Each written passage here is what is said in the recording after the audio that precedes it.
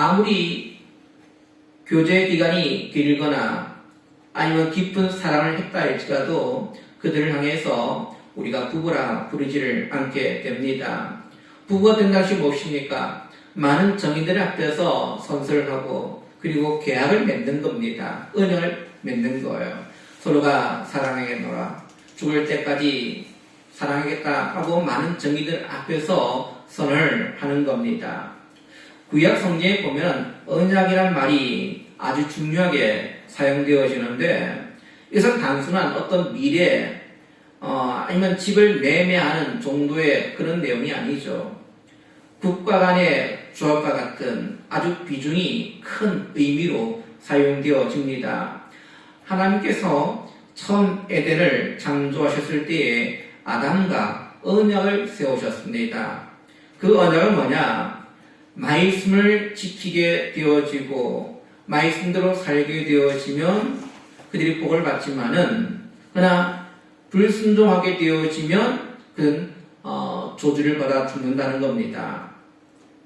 결국은 불순종을 통해서 이 땅에 제사건 사망이 들어오게 됩니다. 하나님은 노아가 이제 방주를 짓고 홍수가 시작되어지고 홍수가 끝났을 때에 노아와 언약을 세웠는데 그 언약의 정표로 무지개를 지정하셨습니다. 무지개를 볼 때마다 하나님의 이 홍수의 심판을 통하여서 하나님의 구원을 생각하라라고 말씀하고 있습니다. 어찌 보면 이 에덴이라는 것은 아주 작은 미니 하나님의 나라인데 인류가 죄를 지음을 통해서 하나님의 언약이 깨져버렸습니다. 그리고 하나님의 나라는 없어지기 시작했습니다. 자, 이 땅의 진정한 하나님의 백성으로 이스라엘이 출발하게 되는 것은 지금 이 시내산에서 하나님과 맺는 언약을 통해서 이루어지게 되는 겁니다. 어떻게 언약을 맺습니까? 경우에 따라 언약은 모두 다릅니다. 그러나 중요한 언약일수록 형식적인 절차를 밟게 됩니다. 우리가 집을 매매할 때도 그렇지 않습니까? 집주인과 그냥 만나가지고 구두로 내가 이 집을 사겠습니다 하고 통장에 돈을 넣어줬어요. 그러면 계약이 성립된 겁니까? 내가 돈을 지불했기 때문에 그러면 저 집이 내 집이 되는 겁니까? 아니죠. 매매 계약서를 쓰고 도장을 찍고 그리고 공증을 받아야 되는 거죠. 우리가 개인 간의 그런 계약도 절차가 반드시 필요합니다. 그리고 나라의 계약도 마찬가지예요. 나라와 나라 간에 이런 언약을 체결할 때도 마찬가지입니다. 대충 언약을 체결하지 않습니다. 심지어는 문구 하나 이것조차도 신경 쓰게 되는 겁니다. 어떤 문구를 쓸 때 마치 이것이 주종관계가 되어버리는 문구가 있고 어떤 수평적인 관계를 맺는 그런 문구가 있는 거예요. 그래서 나라 간의 그런 계약도 보면은 아주 신중을 표합니다. 신중을 표해요.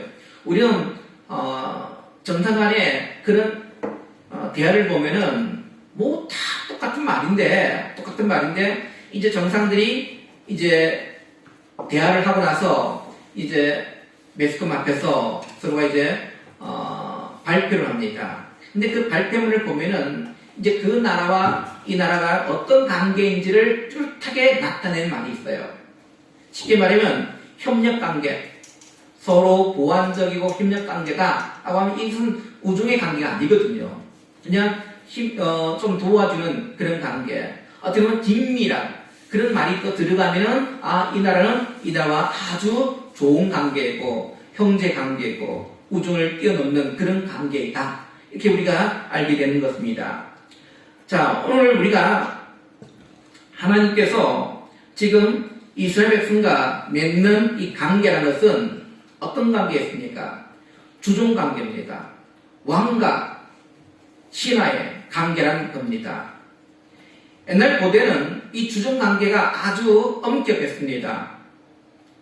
왜냐하면 이 주종 관계라는 것은 자신의 목숨을 건 언약이었기에 짐승을 죽여 이 언약 당사자가 그 사이를 지나가게 되었습니다. 그리고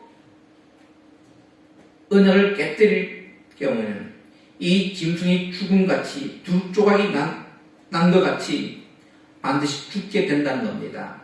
저주죠. 그래서 하나님과 이스라엘 백성의 이 관계가 이 주종 관계인 거예요. 두 가운데에 그 언약을 깨뜨린 쪽은 저주를 받는 겁니다. 죽는 겁니다. 그러면 하나님과 이스라엘 백성들이 언약을 맺었을 때 누가 언약을 깨뜨리겠습니까? 하나님께서 기억이 없어가지고 언약을 깨뜨리겠습니까? 힘이 없어서 언약을 깨뜨리시겠습니까? 아니죠. 주로 언약을 깨뜨린 쪽은 누굽니까? 100% 이스라엘 백성들이 되는 겁니다.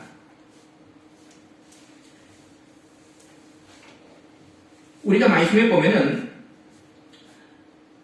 하나님께서 지금 이스라엘 백성들과 언약을 세우시는데 이 이스라엘 백성들은 정말 위태할 때가 너무도 많다는 겁니다.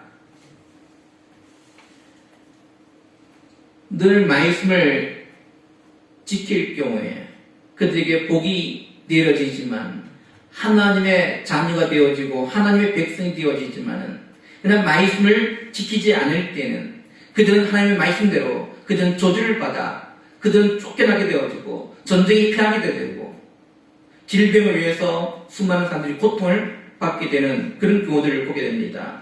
그럼 오늘 우리가 이 언약이라는 이 부분을 통해서 지금 1절과 2절에 보면은 언약을 맺는 시기와 장소가 나와 있어요. 1절 2절에 이스라엘 자손이 애굽 땅을 떠난 지 3개월 되던 날 그들이 시내 강야에 이르르니라. 그들이 느비를 떠난 시내 강야에 이르러 그 강야의 장막을 치되 이스라엘이 거기 산 앞에 장막을 치니라. 지금 이스라엘 백성들이 애굽에서 출발한 지 며칠이 되었습니까? 오늘 성경 보니까 3개월 되던 날에 되었습니다. 3개월 되던 날.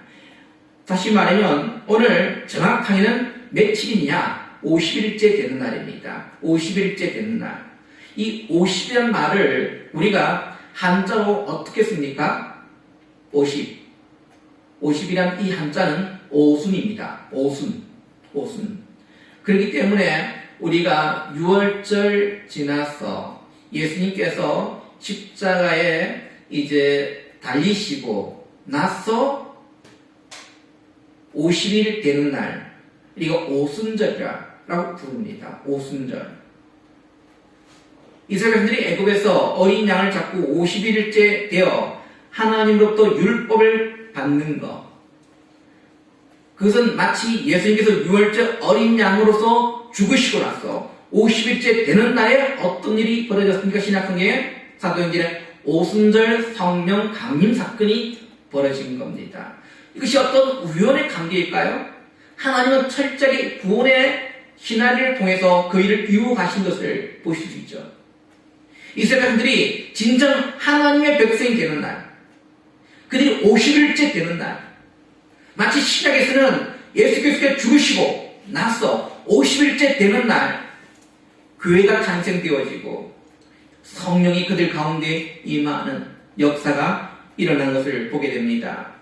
하나님께서 애굽의 장자를 죽이시던 밤 이스라엘 백성들의 그 어린 양의 피로 구원하신 것은 큰 구원입니다. 그리고 홍해를 가르시고 추격한 바로의 손에서 그들을 구원하신 것도 큰 구원이었습니다. 그러나 하나님께서는 그때 바로 이들과 언약을 체결하지 않습니다. 언약을 잡고 나서 그들이 마지막 장자의 장을 통해서 구원받았을 때 자 이제 너와 나 계획하자 라고 말씀하지 않습니다. 그리고 애굽의 바로의 추격을 물리쳤던 이 홍해 사건을 통해서도 하나님은 그들과 언약을 체결하지 아니했다는 겁니다. 그들이 50일 동안 뭘 했습니까? 강야를 걷게 하셨습니다. 강야를. 여러분들 중간중간에 여러 가지의 어려운 시험들도 있었습니다. 그러나 하나님께서 왜 이 강야 50일 동안 이스라엘 백성들을 걷게 하셨을까요? 이유는 한 가지예요. 그들 스스로 생각할 수 있는 시간을 충분히 주시기 위한 거예요. 곧바로 이들이 시내에서 바로 내려올 수도 있습니다. 왜냐하면 이들이 지금 홍해를 건너 애굽을 출발해서 가나안 땅까지 들어가는 시간적 여유는요 14일이면 갈 수 있는 거리입니다. 14일이면. 근데 50일 빙빙 돌다가 시내산에 내려왔습니다. 그 이유는 하나님은 그들을 택하자마자 하나님의 백성으로 선포하지 아니했다는 겁니다. 이미 그들은 어린 양의 피를 통해서 구원받은 자들입니다.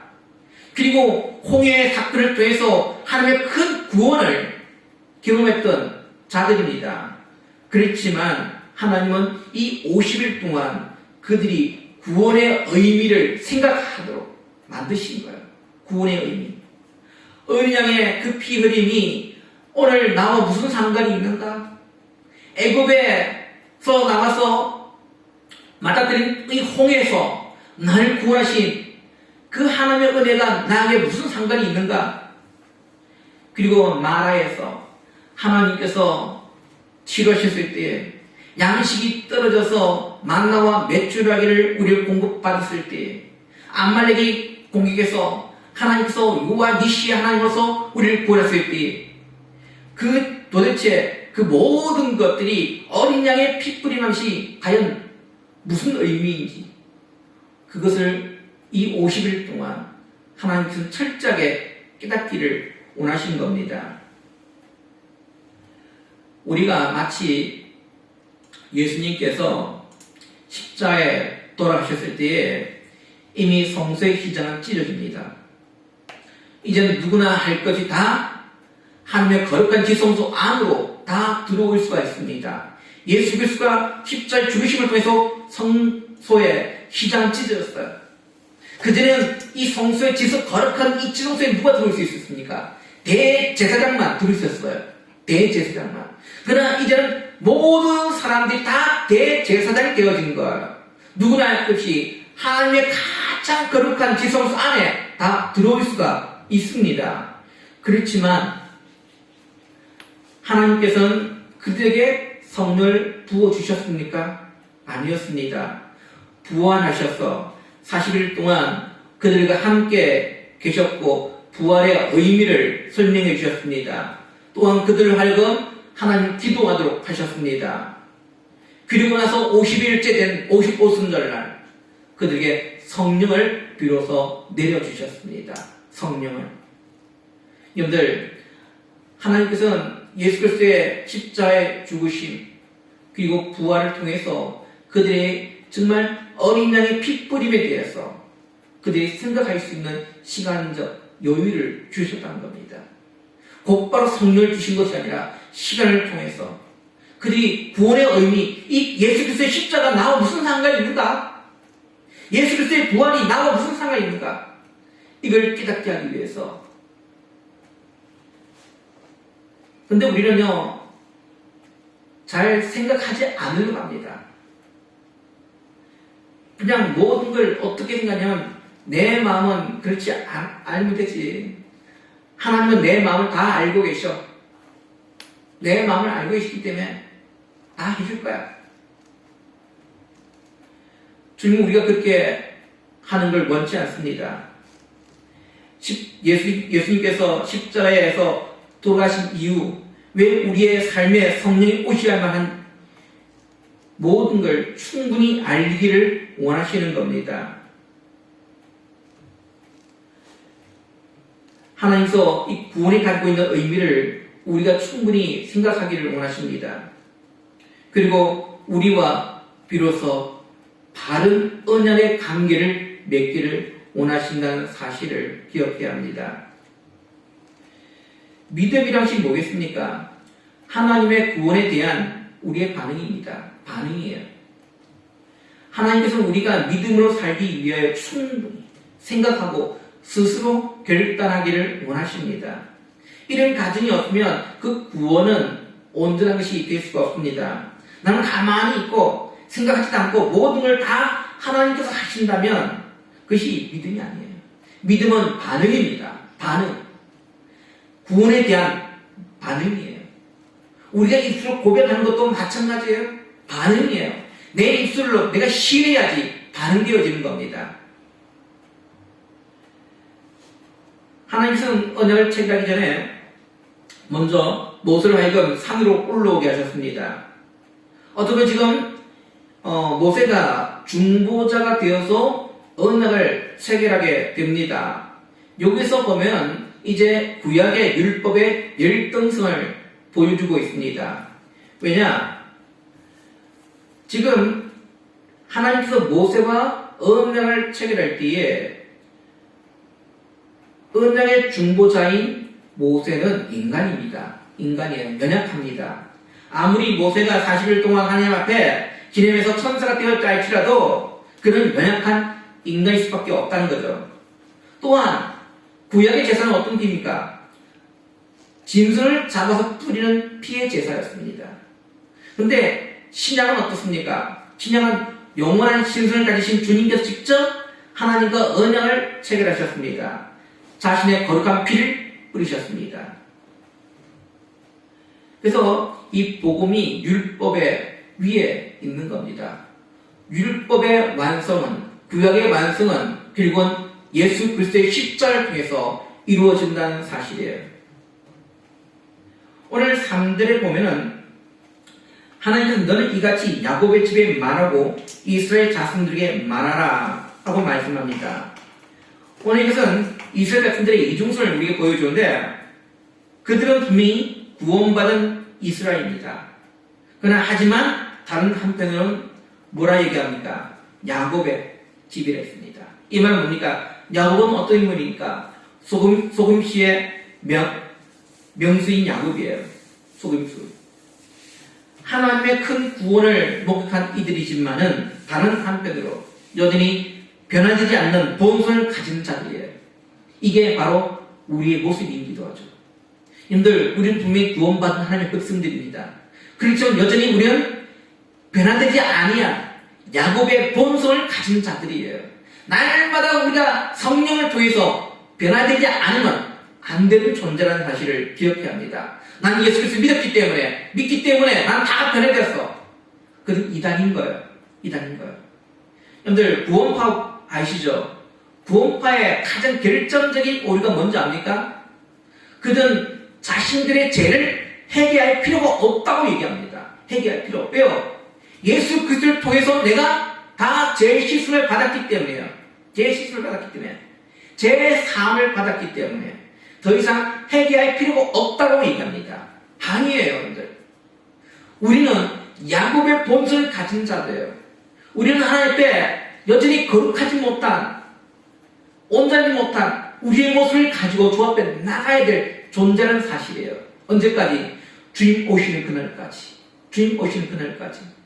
우리는 우리의 죄를 날마다 고백할, 그리고 그 죄를 가지고 고통하고, 그리고 우리의 거룩함을 위해서 우리의 삶의 처절한 영적인 전쟁을 날마다 치루어야 될 그런 존재라는 사실을 꼭 기억하시기를 간절히 바랍니다. 그리고 하나님께서는 이스라엘 백성들과의 관계를 아주 간략하게 말씀하는데 4절에 보니까 내가 애굽 사람에게 어떻게 행하였습니까? 내가 어떻게 독수리 날개로 너희를 업어 내게로 인도하였음을 너희가 보았느니라. 이게 지금까지의 수많은 사건들을 딱 한 줄로 요약했습니다. 그것이 뭡니까? 그들을 어떻게 인도했냐? 독수리의 날개로 업어낸 것 같다 하고 말씀합니다. 독수리의 날개. 하나님께서 지금 마치 이스라엘 백성들이 애굽에서 부활되어진 독수리의 새끼와 같은 존재들이에요. 갓 부화된 이 새끼 독수리들을 그 어미가 어떻게 훈련시킵니까? 날개로 업어서 안전한 곳으로 인도하는데 그냥 인도하는 게 아니에요. 여러분들, 독수리는 세중의 왕입니다. 세중의 왕. 근데 왕이 된다는 것이 아무렇게나 되겠습니까? 아니겠죠. 훈련이에요. 어떻게 훈련시킵니까? 오늘 독수리는 그 새끼를 세중의 왕으로 훈련시키기 위해서 이렇게 훈련시킨답니다. 높은 하늘을 이 독수리는 새끼를 업어서 날개 위에 업어서 올라갑니다. 그리고는 땅으로 떨어뜨립니다. 그러면 땅으로 떨어지는 새끼는 어떻게 하겠습니까? 발버둥을 치겠죠. 열심히 날개짓을 해보지 않겠습니까? 그래서 땅에 떨어질 때쯤 돼서 독수리 어미는 다시금 내려와서 그 새끼를 날개 위에 또한 업어서 올라갑니다. 이런 훈련을 통해서 독수리는요, 높은 창공을 올라갈 수가 있는 거예요. 높은 창공. 그 힘이 어디에 있습니까? 날개에 있는 거예요. 근데 날개는 어떻게 훈련받았습니까? 어미가 날개 업어서 올라가서 떨어뜨리고 또 떨어뜨리고 이런 훈련을 통해서 진정한 독수리로 거듭난다는 겁니다. 하나님께서 오늘 우리를 이러한 방법을 통해서 훈련시키고 계심을 기억하시기를 바랍니다. 여러분들 독수리가 떨어질 때, 새끼가 떨어질 때 어떤 생각을 하겠습니까? 진정 어머니가 나를 이렇게 해야 되는가? 우리 엄마가 아닌가? 이런 생각을 하지 않겠습니까? 떨어지면서. 그래서 자기 혼자서 발버둥 칩니다. 근데 발버둥 치든 살 수 있습니까? 살 수 없죠. 그때 떨어지기 일부 작지. 어미가 다시 내려와서 그 새끼를 받아 올라갑니다. 왜 어미는 그런 훈련을 시켜야 합니까? 독수리로서, 독수리가 되어지기 위해서 그런 훈련을 반드시 거쳐야 된다는 거예요. 원래 이스라엘 백성들은 노예 건설을 가진 자들입니다. 노예 건설. 다시 말하면 그들은 그냥 책임지지 않는, 그냥 할 수 있으면 아무것도 하고 싶지 않는 그런 자들입니다. 그래서 선한 일을 보고도 그들은 못 본 자입니다. 조금이라도 자기에게 어떤 자들이나 그리고 어려움이 오면 쉽게 포기합니다. 그런 이스라엘 백성들을 하나님은 훈련시킵니다. 오늘 우리가 서 있는 이곳은요, 연병장과 같습니다. 군인이 입대를 하면 곧바로 계급장을 다는 게 아니에요. 요즘은 4주 훈련을 받습니다. 4주. 과거에는 뭐 6주씩 이렇게 받았어요. 근데 요즘엔 4주 정도 훈련 받는데 그 기간 동안에 그들이 훈련병들이 가장 부러워하는 게 뭔지 압니까? 짝대기 한 개. 짝대기 한 개를 달아보는 거예요. 왜냐면 훈련소에 입대하면 훈련병들은 짝대기가 아니라 뭘 붙이냐면 본을 붙입니다. 본. 헬멧에도 본을 붙이고 여기 옷에도 본을 붙습니다. 훈련병 몇 번. 그게 자기 이름이에요. 자기 이름인데 나중에 훈련을 다 마치고 나면 그때서야 짝대기 하나 더 달아주고 그리고 이름표도 붙여줍니다. 자기 이름을 붙여줘요. 훈련소에 입대하는 일반 장병들도 이런 훈련을 겪지만은 장교가 되는 훈련은 더 엄격합니다. 아무나 장교가 되는 게 아니에요. 아무나. 제가 옛날에 20대에 군에 있을 때 이제 우리 군종 목사님이 계셨는데 이 군종 목사님이 내가 볼 때는 뭐 제대로 훈련 받았겠나 싶기도 할 정도였어요. 이 목사님들 되게 뭐 체력적으로 좀 그렇게 좋은 분들이 없잖아요. 그래서 제가 딱 들어보니까 6개월 동안 빡세게 훈련을 받아요. 빡세게. 그러니까 장병들 받는 훈련보다 더 엄격한 훈련을 받아야만이 그 장병들 지휘할 수 있는 리드가 되는 겁니다. 훈련이 끝나기 전까지는 그냥 어떻게 보면 힘들어요. 그러나 훈련이 끝나고 마지막 그들의 어깨에 이제 인간식이라 하죠. 계급장을 달아주는 그 의식을 해야만이 비로소 장교가 되는 겁니다. 그리고 마지막으로 이거 5절부터 6절까지 5절부터 6절 5절 6절 말씀을 함께 우리 보도록 하겠습니다. 5절 6절 시작. 세계가 다 내게 속하였나니 너희가 내 말을 잘 듣고 내 언약을 지키며 너희는 모든 민족 중에서 내 소유가 되겠고 너희가 내게 대하여 제사장 나라가 되며 거룩한 백성이 되리라. 너는 이 말을 이스라엘 자손에게 전할지니라. 언약의 내용입니다. 내용. 그 언약의 내용이 가장 중요한 거죠. 오늘 하나님께서는 이스라엘 백성들과 언약을 체결하면서 그들에게 무엇이라 합니까? 모든 민족 중에서 내 소유가 되겠고 또한 너희는 제사장의 나라가 될 것이다. 제사장의 나라가 될 것이다. 거룩한 백성이 되었습니다. 오늘 하나님께서는 이스라엘 백성들을 제사장 나라로 세우시기 위해서, 삼으시기 위해서 그들을 인도했습니다. 오늘 제사장의 나라는 것이 무엇이겠습니까? 다른 말로 구별되었다는 겁니다. 구별되어진 이들을 통하여서. 왜 하나님이 이들을 구별시켰을까요? 이들을 통해서 하나님의 나라가 어떤 나라인지를 보여주고 싶은 거예요. 보여주고 싶은 거예요. 수많은 민족 중에서 이스라엘 민족을 선택한 이유는 이들을 통해서 하나님의 나라가 어떤 나라인지를 하나님께서 어떤 나라를 만드시길 원하시는지를 그들에게 보여주고 싶은 거예요. 그래서 세계 열방들은 그 이스라엘 나라를 통해서 하나님의 나라 이런 나라였구나 이걸 동경하도록 그래서 그들이 죽게 돌아오기를 원하시는 겁니다. 다시 말하면 오늘 하나님은 우리를 제사장 나라 거룩한 백성으로 삼아주셨어요.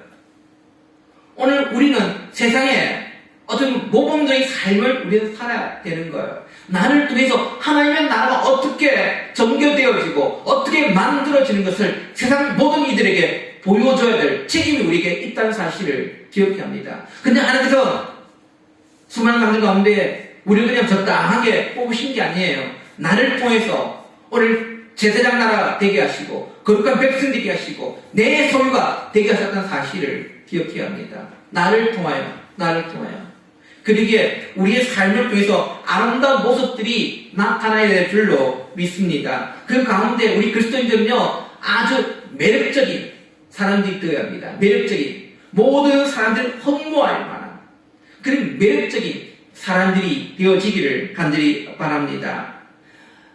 완강한 암소 같은 모습이 아니라 모든 사람들이 정말 허무할 만한 우리의 변화된 모습을 통해서 예수 믿는 사람들의 모습이 바로 저런 것이구나.